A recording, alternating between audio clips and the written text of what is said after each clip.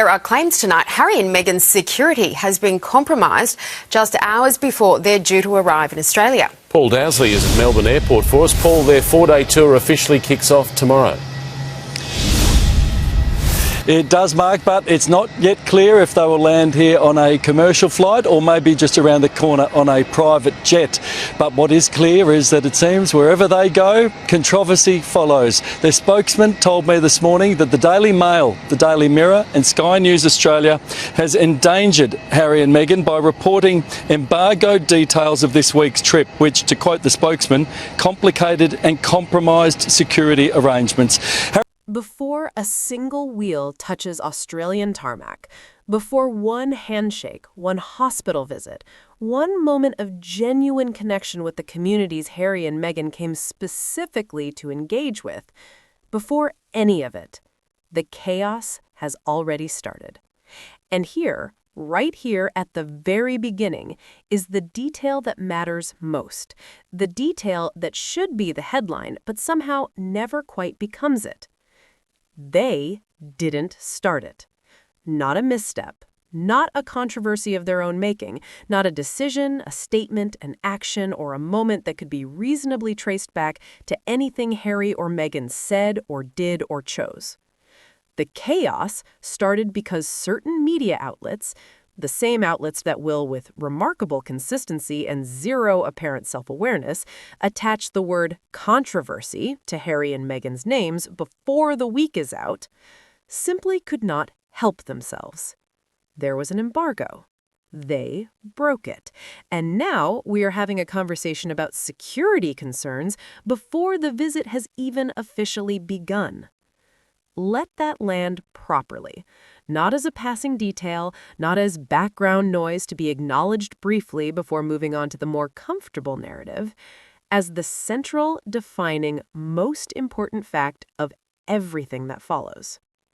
Security concerns before the visit begins, because embargo details were leaked by the media, who will now report on the resulting disruption as though it arrived from nowhere, as though controversy is simply an atmospheric condition that forms spontaneously wherever Harry and Meghan happen to be, as though they bear no relationship to the conditions they themselves created. This is the machine, operating exactly as it always operates. And today we are going to look at it directly, clearly, and without the polite ambiguity that allows it to keep running. Let's establish what an embargo actually is, because the word gets used and then glossed over in a way that understates what breaking one actually means. An embargo is not a suggestion. It is not a courtesy request from a communications team hoping that media organizations will be cooperative if they're in a good mood. It is not the journalistic equivalent of a "please keep off the grass" sign that reporters can choose to respect or ignore based on whether they feel like it that day. An embargo is an agreement, a formal, professional, binding agreement between the people providing information and the organizations receiving it. The information is shared in advance, which is itself a courtesy, a professional gesture that allows journalists to prepare accurate, informed coverage on the explicit condition that it will not be published or broadcast until a specified time. The reasons for that condition are not arbitrary. They are practical, operational, and in cases involving the movements and logistics of high-profile individuals, especially individuals who have had to take their personal security seriously for reasons that are well documented and publicly known, this kind of information is controlled carefully, shared on a strict need-to-know basis, and timed deliberately so that the window between public knowledge and the actual movement is as narrow as possible. When embargo details get leaked, when arrival information becomes publicly available before the carefully managed timeline intended, that window widens. Routes may need to change, schedules may need adjustment, security personnel may need to reposition. The entire carefully constructed operational plan, built around the assumption that certain information would remain controlled until a specific moment, has to be revised under pressure. This is not theoretical. This is not dramatic language deployed for rhetorical effect. Harry and Meghan's spokesperson described the situation as complicated and compromised. Those are precise words chosen carefully. Complicated means the plan is harder to execute. Compromised means the security it was designed to provide has been reduced. That is a direct, documented consequence of the embargo breach, and the organization responsible for that consequence will be reporting on the disruption it created as though it simply happened, as though disruption is just part of the environment around this couple, as though the cause and the effect have no relationship to each other worth examining. This is the machine, operating exactly as it always operates. And today, we are going to look at it directly, clearly, and without the polite ambiguity that allows it to keep running. Now let's talk about the scene at Melbourne Airport, because it deserves its full absurdist portrait. Reporters, cameras, live crosses, satellite trucks, speculations circulating about arrival times, terminals, modes of transport, the full apparatus of breaking news coverage deployed for an arrival. A couple landing at an airport, an event so routine that it happens to millions of people every single day at airports across the world without generating even a fraction of this attention. The level of mobilization is extraordinary, and it exists in direct, irreconcilable contradiction with the most persistent narrative that surrounds Harry and Meghan in certain media ecosystems. Because we are regularly told, confidently, repeatedly, with the authoritative tone that substitutes for evidence in this particular genre of commentary, that Harry and Meghan are irrelevant, that they have faded, that the public has moved on, that nobody cares anymore, that their moment has passed and their influence has evaporated, and they exist now in a kind of celebrity purgatory, still present enough to criticize, but no longer significant enough to take seriously. This is the narrative. And then there are reporters standing outside Melbourne Airport trying to determine which terminal they'll arrive at. These two things cannot both be true. You do not deploy breaking news infrastructure for irrelevant people. You do not station reporters on location, prepare live crosses, and generate advance coverage for people nobody cares about. You do not break embargoes, with all the professional risk that entails, for a scoop about someone who doesn't move numbers. The resources deployed around this arrival are a more honest assessment of Harry and Meghan's continued cultural significance than anything written in any column claiming their irrelevance, because resource allocation reflects genuine editorial judgment in ways that op-ed language does not. You spend money and personnel on what actually generates attention. The spending, right here, in this moment, outside this airport, tells you what the editorial team actually believes about whether people will watch. They will watch.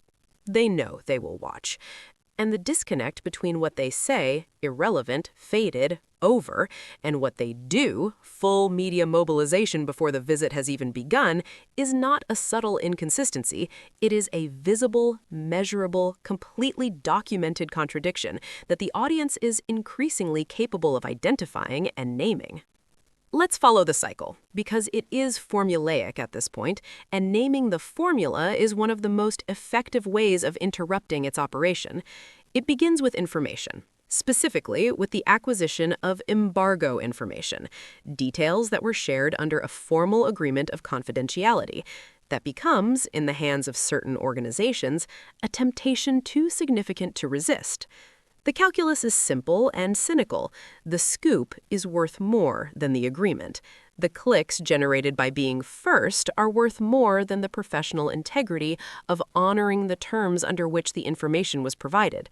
The momentary competitive advantage of breaking the story before the embargo lifts is worth more than the security implications for the people whose movements are being disclosed. So, the embargo gets broken. And then, and this is the step that requires the most attention because it is the most invisible, the coverage shifts. The embargo breach itself, the irresponsible act that created the conditions for disruption, recedes from the story. It becomes background. context at most, something mentioned briefly before the narrative moves to what it was always going to move to. Controversy surrounds Harry and Meghan's Australian visit. Not media organizations broke security embargoes, creating complications for arrival logistics. Not press conduct raises questions about responsibility and the safety of high-profile individuals. Not the disruption was caused by specific, identifiable, professionally accountable choices made by specific organizations. Just controversy. Floating, atmospheric, attached to the names of the people most affected by it rather than the people who created it. This is the loop, and it works so smoothly, has been run so many times that interrupting it requires naming every step explicitly rather than allowing any part of it to proceed unremarked. Step 1, acquire information under embargo. Step 2, break embargo for competitive advantage. Step 3, report on the resulting disruption. Step 4, frame the disruption as characteristic of Harry and Meghan rather than characteristic of the reporting. Step 5, return to step 1. The cycle is the story, and the cycle has been running for years. Let's spend some time with the security dimension of this specifically, because it tends to get acknowledged briefly and then moved past in ways that understate its seriousness. Harry and Meghan's security situation is not a standard celebrity concern. This is not the routine elevated attention that comes with high public profiles. This is a situation that has involved documented threats, legal proceedings related to those threats, ongoing disputes about the nature and level of protection required, and sustained public discussion about what adequate security for this family actually looks like. Harry has spoken about this in detail, in ways that made clear the level of concern is not performative or exaggerated, but rooted in genuine, specific, assessed risk. In that context, in the context of a family that has had to think carefully and seriously about their security in ways most people never have to, the deliberate disclosure of movement details before the planned time is not a minor professional lapse. It is not a technicality. It is not the kind of thing that gets filed under aggressive journalism and forgotten. It is an action with consequences. Measured, specific, documented consequences that a spokesperson described in terms that should have generated significantly more scrutiny than they appear to have received. Complicated. Compromised. These are not words deployed casually by professional communications teams. These are words chosen specifically to communicate the seriousness of what occurred without escalating the situation further. They are as close to "this created genuine risk" as professional language in this context gets. And the organizations responsible? Their accountability in the coverage has been, predictably, minimal. Because accountability requires consistency. It requires applying the same scrutiny to the behavior of media organizations that those organizations claim to apply to the behavior of public figures. It requires asking the same questions in the same direction, regardless of whether the answers are comfortable. And consistent accountability is, as we have established, not the operating principle of this ecosystem. There is something worth naming about the particular flavor of obsession on display here, because what we are watching at that airport, the reporters, the cameras, the live crosses, the speculation about flight paths, is not the behavior of an industry that has moved on, is not the output of people who have genuinely concluded that Harry and Meghan are irrelevant and have calibrated their coverage accordingly. It is the behavior of people who cannot stop watching, who track movements and speculate about schedules and deploy resources and break professional agreements, not despite believing that Harry and Meghan don't matter, but because they very clearly do believe they matter and cannot square that belief with the narrative they have committed to publicly. The cognitive dissonance is visible, and it produces a specific kind of behavior, simultaneously dismissive in language and obsessive in practice, that is increasingly difficult to sustain in an environment where the audience can see both things happening at the same time. You cannot insist that someone is irrelevant from the middle of your live cross outside their arrival terminal. You cannot claim nobody cares while your cameras are pointed at a door waiting for them to come through it. You cannot build an absence of interest while generating the most interest-demonstrating behavior imaginable. The contradiction is not subtle. It is not something that requires careful analysis to identify. It is visible on the surface of the situation for anyone paying attention. And increasingly, people are paying attention. What this visit represents, what it represents beyond the specific engagements and the itinerary and the communities being served, is a test of something. Not a test of Harry and Meghan. They are not the ones being tested here. Their purpose is clear, their schedule is set, their commitment to showing up and doing the work is not in question. The test is of the coverage, of whether the gap between what certain media organizations do and what they claim to be doing has become wide enough that audiences can see it clearly, of whether the cycle, the embargo breach, the manufactured disruption, the pivot to controversy surrounds them, operates as smoothly as it once did, or whether something has shifted in how it lands. Of whether, in a world where audiences have access to more information and more analytical tools and more experience with media patterns than at any previous point in history, the old formulas still work the way they used to.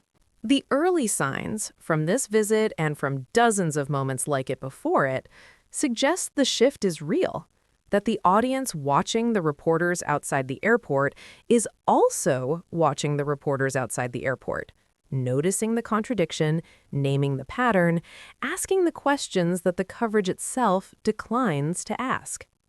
Who broke the embargo? Who created the security complication? Who manufactured the controversy and then reported on it as though it arrived independently? These questions are being asked, not loudly enough yet to produce the accountability they deserve, but consistently enough that the people who should be answering them are increasingly aware they exist.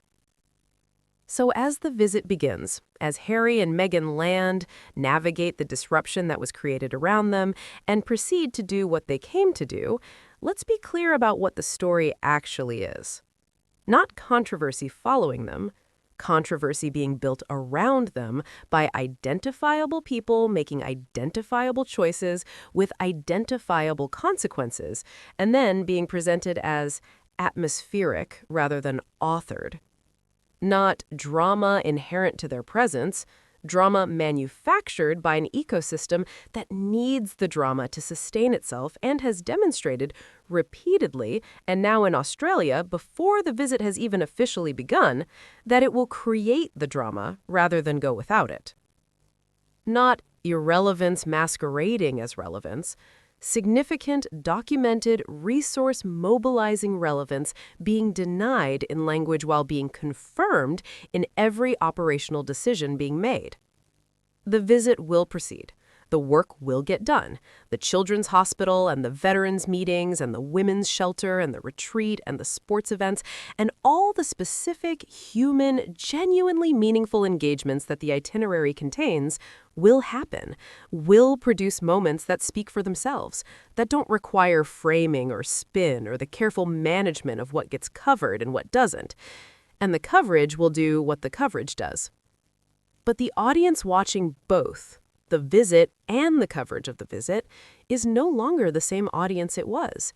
It asks questions now. It notices contradictions. It sees the gap between the language of irrelevance and the behavior of obsession and recognizes it for what it is. And that gap, growing wider, more visible, more impossible to paper over with another round of the same content, is the real story. Not controversy following Harry and Meghan to Australia, the story of a media ecosystem following them there, breaking its own rules to get there first, and then acting surprised by the consequences. Thank you for watching, and I will see you in the next video.